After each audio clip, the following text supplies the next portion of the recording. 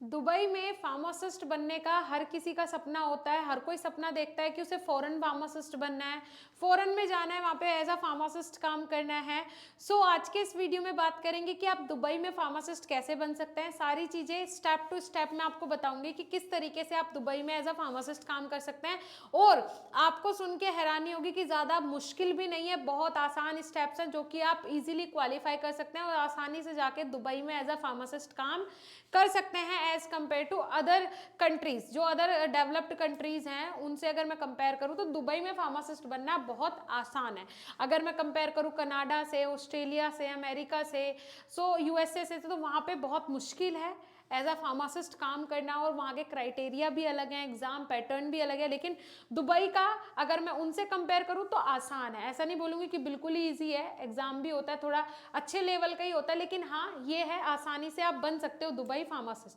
ठीक है, तो सीधा चलते हैं अपने टॉपिक के साइड और शुरू करते हैं आज का टॉपिक। उससे पहले स्वागत है आप सभी का हमारे YouTube चैनल बीएसपी फार्मेसी पे। मैं साक्षी राजपूत इसी तरीके की इंपॉर्टेंट और इन्फॉर्मेटिव वीडियोस आप लोगों के लिए लेके आती रहती हूँ। साथ ही साथ जितनी भी न्यू जॉब वैकेंसीज आती हैं सबकी नोटिफिकेशन और सबका कंप्लीट वीडियो आपको हमारे इस चैनल पे मिलता है।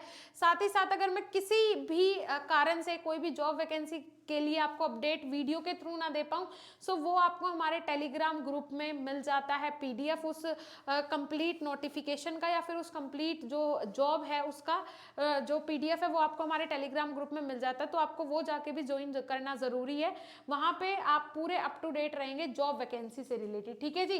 सो आज का हमारा टॉपिक है how to become a pharmacist in Dubai. Dubai में आप किस तरीके से फार्मासिस्ट बन सकते हैं। Okay, so let's begin. Start करते हैं मिनिमम क्वालिफिकेशन से ही स्टार्ट करते हैं कि मिनिमम क्वालिफिकेशन क्या होती है। So minimum qualification B pharm और डी फार्म। क्या डी फार्म वाला बंदा भी एज अ फार्मासिस्ट काम कर सकता है दुबई में? सो मैं आपको बता दूं कि नहीं, ऐसा नहीं होता है। डी फार्म वाला जो बंदा है वो दुबई में एज अ फार्मासिस्ट असिस्टेंट काम कर सकता है, फार्मासिस्ट का असिस्टेंट बन के काम कर सकता है, मतलब फार्मासिस्ट के अंडर काम करेगा। दुबई में फार्मासिस्ट की जो मिनिमम क्वालिफिकेशन मांगी जाती है वो बी फार्मेसी मांगी जाती है। बी फार्मेसी से कम अगर कोई भी बंदा आ रहा है फार्मा सेक्टर का किसी अदर कंट्री से, सो वो फार्मासिस्ट का असिस्टेंट बन के काम करेगा, फार्मासिस्ट बन के वो वहां पे काम नहीं कर सकता है। क्लियर हो रहा है? ध्यान से सुनना, जो डिप्लोमा इन फार्मेसी वाले स्टूडेंट हैं, अगर उन्हें एज अ फार्मासिस्ट काम करना है दुबई में जाके तो वो फार्मासिस्ट के असिस्टेंट बन के वहाँ पे जा सकते हैं। वो भी जो एक लीगल एग्जाम होता है दुबई का, वहाँ पे जाने के लिए वो पास करने के बाद, ठीक है, आपको फार्मासिस्ट की जॉब वहाँ पे नहीं मिलेगी। ये बात अपने दिमाग में डाल के तब आप इसके लिए अप्लाई कीजिएगा। ठीक है जी। सो क्लियर हुआ ये? चलिए, उसके अलावा अगर किसी स्टूडेंट को डी फार्म वाले को इसके अलावा कोई क्वेश्चन हो तो वो आप कमेंट सेक्शन में कमेंट कर देना। देखिए, डी फार्म वाला बंदा वहां पे जाएगा असिस्टेंट फार्मासिस्ट बन के, ठीक है, जा सकता है, कोई दिक्कत नहीं है। फार्मासिस्ट के असिस्टेंट के तौर पे आप वहां पे जा सकते हो। अब बात कर लेते हैं एग्जाम की कि वो कौन सा एग्जाम है भाई जिसके थ्रू आप कहाँ पे दुबई में एज अ फार्मासिस्ट काम कर सकते हैं। सो ये सबसे इंपॉर्टेंट चीज है कि भाई कम से कम एग्जाम का तो हमें पता हो कि किस एग्जाम के थ्रू हम जा सकते हैं। तो बिल्कुल आपको पता होना चाहिए, दुबई हेल्थ अथॉरिटी DHA के नाम से एग्जाम होता है। ठीक है जी, ये एग्जाम कंडक्ट करवाया जाता है और इसे क्वालिफाई करने के बाद ही आप कहाँ पे दुबई में एज अ फार्मासिस्ट काम कर सकते हैं। बहुत ही टफ एग्जाम होता है। अगर मैं यहाँ के कंपटीशन एग्जाम की बात करूँ तो उससे उसका लेवल जो है वो टफ होता है। ठीक है, नॉर्मल जैसे कि यहाँ पे रेलवे फार्मासिस्ट हो गया या फिर कोई भी इस तरीके, जैसे DI का जो लेवल होता है एग्जाम का वही लगभग इसका होता है, लेकिन जो पैटर्न होता है वो एग्जाम का टोटली चेंज होता है। ठीक है जी। अब क्या होता है मैं आपको सारी चीजें बताऊंगी इसमें। सबसे पहले तो मेरी बात सुनिए, जितने भी हेल्थ केयर प्रोफेशनल होते हैं, चाहे वो MBBS वाला हो, ठीक है, MD हो, कोई भी ANM का बंदा हो, कोई भी हेल्थ केयर प्रोफेशनल में कोई भी XYZ कोई भी हो, अगर उसे जाना है दुबई में, ठीक है जी, काम करने के लिए दुबई में, अपने प्रोफेशनल नर्सिंग स्टाफ हो, अगर वो दुबई में जाके अपनी सर्विस प्रोवाइड करवाना चाहता है तो उसे कौन सा एग्जाम देना पड़ेगा? उसे यही एग्जाम क्वालिफाई करना पड़ेगा, DHA। चाहे कोई भी हेल्थ केयर प्रोफेशनल हो, कोई भी हेल्थ केयर प्रोफेशन का बंदा हो, उसे यही वाला एग्जाम देके DHA देके ही जाना पड़ेगा दुबई में एज अ फार्मासिस्ट काम करने के लिए। I hope you all are understand, समझ में आ रही है आपको सारी चीजें? ठीक है जी। अब इसके DHA के जो सेंटर्स हैं, मतलब जो कि यहाँ पे इंडिया में अवेलेबल है, जहाँ पे कि कोचिंग वगैरह प्रोवाइड करवाई जाती है, डायरेक्टली जो यहाँ पे एजेंट होते हैं उनका डायरेक्ट कनेक्शन होता है, ठीक है जी, वो डायरेक्टली करवा देते हैं, एग्जाम वगैरह दिलवाने में हेल्प करवा देते हैं, पैसा लेते हैं अच्छा खासा, लेकिन आपको उसमें फंसना नहीं है, ज़्यादा भी पैसा नहीं है आपको वेस्ट करना है। वो आपको सिर्फ ट्रिक बताएंगे कि किस तरीके से आपको वो एग्जाम क्लियर करना है। तो उसके लिए आपको सही और सटीक बंदा पकड़ना है।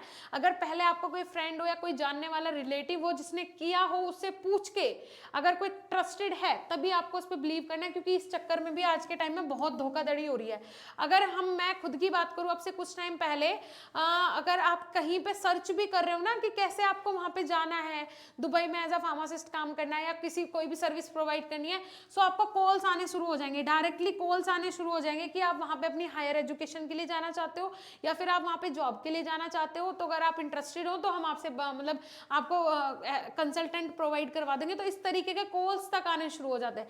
तो आपको इन सारी चीजों से बचना है और जो ट्रस्टेड है उन्हीं पे आपको ट्रस्ट करना है। सबसे पहली बात, अगर आपको फॉरेन में जाके अपनी सर्विस प्रोवाइड करवानी ही है तो उसमें बेवकूफ़ी नहीं करनी है। पहले चीज़ें सर्च करनी है, सब चीज़ों का पता करना है, उसके बाद ही उस पर कोई एक्शन लेना है, और किसी को पैसा तो बिल्कुल देना ही नहीं है शुरू में, ठीक है जी। तो इसके अगर मैं सेंटर्स की बात करूँ, गुड़गांव में, दिल्ली में, चेन्नई में जहाँ पे एग्जाम होता है, ठीक है, और मेनली कोचिंग्स वगैरह भी यहीं होती है, महाराष्ट्र में, गुजरात, हैदराबाद, बेंगलोर, ठीक है, ये कुछ सिटीज हैं। वैसे तो और भी बहुत सारी सिटीज हैं जहाँ पे इनके जो सेंटर्स हैं वो अवेलेबल है, जहाँ पे एग्जाम वगैरह कंडक्ट होता है। अदरवाइज बहुत सारे ऐसे भी सेंटर्स हैं, और ये तो हब है, एजुकेशन हब है सारे ही, जहाँ पे मैंने बताया, जहाँ पे इस तरीके की कोचिंग्स वगैरह भी प्रोवाइड करवाई जाती हैं और आपको गाइड किया जाता है। मैं आपको पहले ही वीडियो में भी बता चुकी हूँ, एक वीडियो में, कि कोचिंग सेंटर्स में कोई आपको वो ऐसा नहीं है कि जादू टोना करके आपको ये कर देते हैं कि हाँ भाई, अगर पर्टिकुलर मैं अपनी बात करूँ, हमारा प्लेटफॉर्म है BSP फार्मेसी एप्लीकेशन, हमारी ऐप है जहाँ पे हम B.Pharm के हर सेमेस्टर की तैयारी करवाते हैं। तो मैं स्टूडेंट्स को हमेशा यही बोलती हूँ कि आप लोग आ रहे हो हमारे पास, हमें अपने कंटेंट पे भरोसा है, अपने टीचर्स पे भरोसा है, जो मैं आपसे अमाउंट लूंगी उसके 10 गुना मैं आपको मटेरियल प्रोवाइड करवाऊंगी, इस चीज पे भी मुझे भरोसा है। लेकिन ऐसा नहीं है कि हम आपके ऊपर कोई जादू टोना कर देंगे और आप जाके वहां पे पास हो जाओगे, है ना, आपका दिमाग रोबोट जैसा बना देंगे, नहीं। हमारी तरफ से हम पूरी कोशिश कर सकते हैं, लेकिन आपको भी अपनी तरफ से एफर्ट्स डालने पड़ेंगे, इंटरेस्ट दिखाना पड़ेगा, तभी तो 4 गुना उसका इफेक्ट निकल के आएगा। एक साइड से फोर्स लग रहा है और दूसरी साइड से कोई रेस्पॉन्स ही नहीं है, तो फिर किस तरीके से, कुछ भी नहीं हो पाएगा। फिर तो जैसे आप कल थे वैसे ही आप आ जाओ, फिर तो वही हो जाएगा, भैंस के आगे बीन बजाना। तो अगर आपका इंटरेस्ट है और आप करना चाहते हैं तो फिर कुछ भी इम्पॉसिबल नहीं है। फिर आप 110% कर सकते हैं। आप ऑनलाइन वीडियोस देख के भी कर सकते हैं, आप इन पेड कोर्सेज के थ्रू भी कर सकते हैं, आप कोचिंग सेंटर में 2 महीने जाके भी आराम से एग्जाम क्लियर कर सकते हैं। समझ में, वहां एक सही गाइडेंस आपको प्रोवाइड करवाया जाएगा, सही तरीका बताया जाएगा कि करना कैसे है, राइट। चीजें वही रहेंगी सारी, बस सही तरीके से कैसे करनी है वो सारी चीजें आपको समझाई जाती है कोचिंग्स वगैरह में। सो एक गाइडेंस बहुत ज्यादा जरूरी होती है किसी भी मंजिल तक जाने के लिए।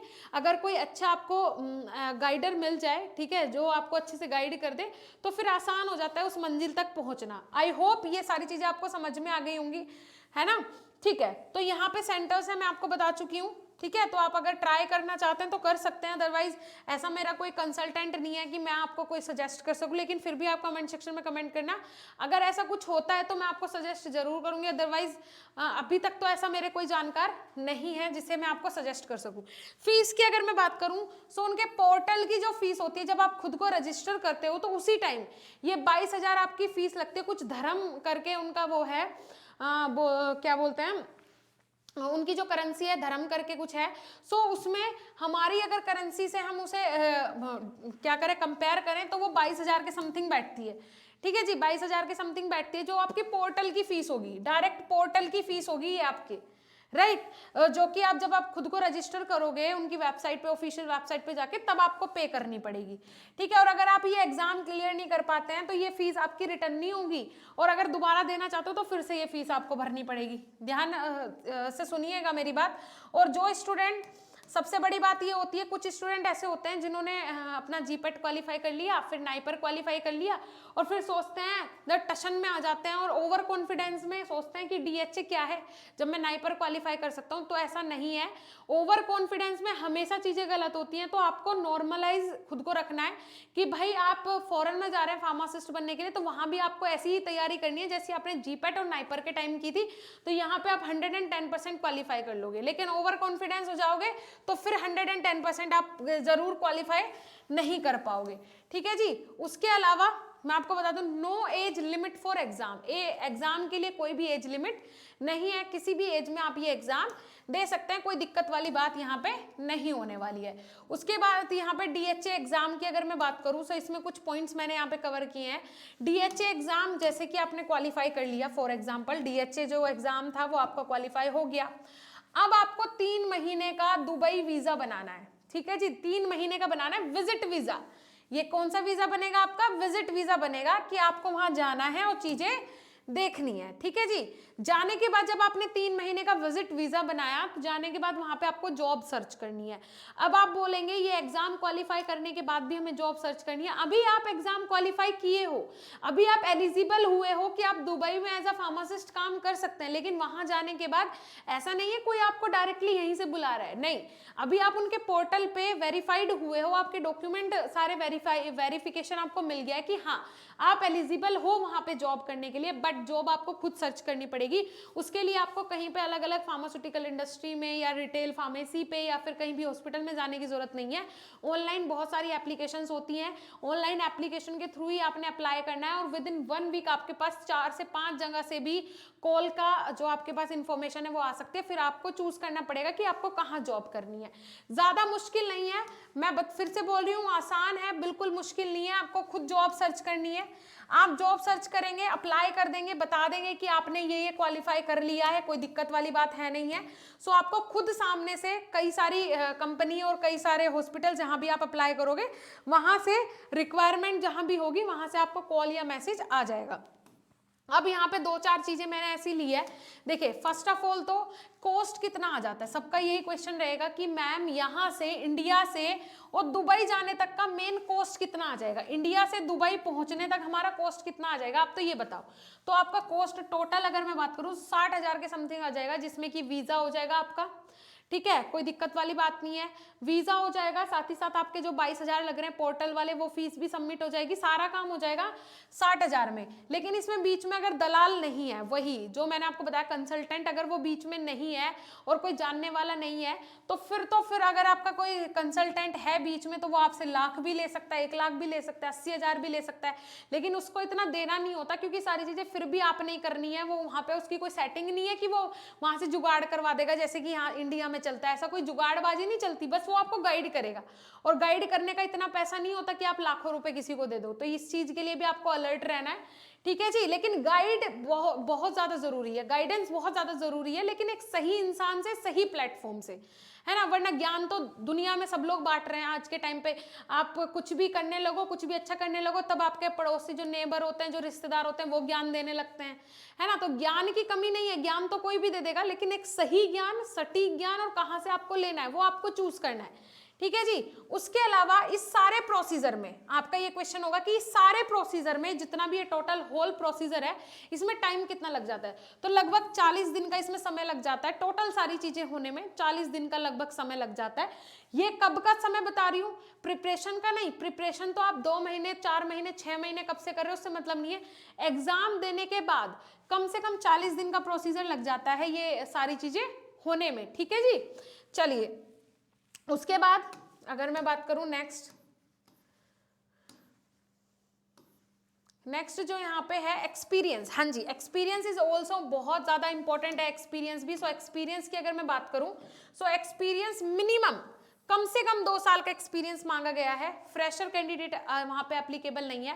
कम से कम 2 साल का एक्सपीरियंस, और एक्सपीरियंस ऐसा नहीं है कि किसी भी ऐसे स्टैंडर्ड किसी गवर्नमेंट हॉस्पिटल से होना चाहिए या फिर किसी गवर्नमेंट सेक्टर में एक्सपीरियंस नहीं, किसी नॉर्मल रिटेल फार्मेसी का भी एक्सपीरियंस आप बनवा भी लोगे ना, लेकिन ये तब होना चाहिए। इसमें एक चीज और मेंशन की गई थी कि ऐसा नहीं चलेगा कि कुछ स्टूडेंट बोलते हैं सर मैंने तो 3rd ईयर से स्टार्ट कर दिया था मेडिकल स्टोर पे काम करना, सो तब का एक्सपीरियंस चल जाएगा। जी नहीं, जब आप रजिस्टर्ड फार्मासिस्ट हो गए जिस साल के बाद, रजिस्टर्ड फार्मासिस्ट के बाद का आपका एक्सपीरियंस काउंट होगा, तब भी नहीं जब आपने रजिस्ट्रेशन के लिए अप्लाई किया है। जब आपका रजिस्ट्रेशन आ चुका है, जिस डेट में आ चुका है, उस डेट के बाद से आपका एक्सपीरियंस काउंट होगा। तो ये चीजें आपने ध्यान रखनी है।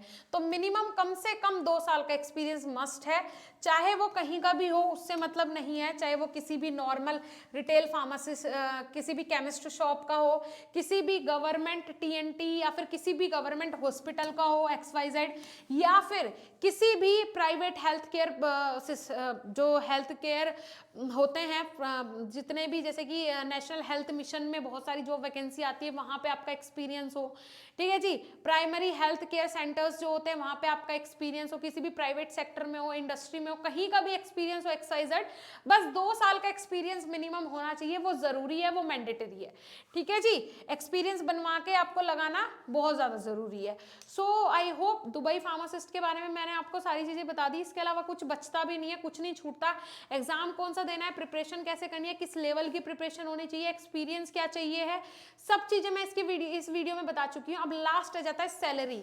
हाँ, वो इंपॉर्टेंट टॉपिक है भाई, सैलरी के बिना क्या होगा, सैलरी कितनी मिलती है। तो सैलरी की अगर मैं स्टार्टिंग सैलरी की बात करूँ तो स्टार्टिंग की जो सैलरी होती है वो 60,000 से लेके 1 लाख तक होती है। अगर मैं इंडियन रुपी की बात करूँ, स्टार्टिंग की सैलरी 60,000 से शुरू हो जाती है और 1 लाख तक वो हो सकती है। वो डिपेंड करता है कि आपको जॉब कहाँ पे मिली है, वहाँ पे किस सेक्टर में मिली है, इस पे डिपेंड करता है। लेकिन हाँ, 60,000 से स्टार्टिंग हो जाती है और 1 लाख तक आपकी सैलरी स्टार्टिंग में हो सकती है, ठीक है। इसमें क्या वहाँ पे गुजारा हो जाता है, हाँ आराम से। अगर आप बैचलर हो तो आपका वहाँ पे रहना खाना पीना सब हो जाता है इतने अमाउंट में। लेकिन अगर आपकी फैमिली भी वहाँ फिर पहुँच गई तो फिर इतने में नहीं हो पाएगा। फिर आपको तब तक तो आपका एक्सपीरियंस भी हो जाएगा। तो शुरू में फैमिली को लेके नहीं जाना भाई, पहले एक्सपीरियंस ले लेना, पहले वहाँ अच्छे से जाके कमा लेना, उसके बाद फैमिली को लेके जाना, ठीक है जी। चलिए, आई होप आज का वीडियो आपके लिए इंफॉर्मेटिव रहा होगा, बहुत बहुत बहुत अच्छा लगा होगा, मेरा ऐसा मानना है। आप लोगों को वीडियो लगा हो तो बता देना कमेंट सेक्शन में, वीडियो को लाइक कर देना, ज़्यादा से ज़्यादा चैनल को सब्सक्राइब करो, जितना हो सके सबसे करवाओ सब्सक्राइब, और वीडियो को ज़्यादा ज़्यादा शेयर करो जितना हो सके। ऐप को जाके इंस्टॉल करो, बीएसपी फार्मेसी ऐप का लिंक नीचे डिस्क्रिप्शन बॉक्स में है। बहुत सारी ऐसी चीज़ें जो कि आपके लिए बहुत यूजफुल हो सकती है हमारी ऐप के ऊपर, जाके ज़रूर इंस्टॉल करें। मिलेंगे देन नेक्स्ट इंफॉर्मेटिव वीडियो के साथ, तब तक के लिए धन्यवाद, नमस्कार।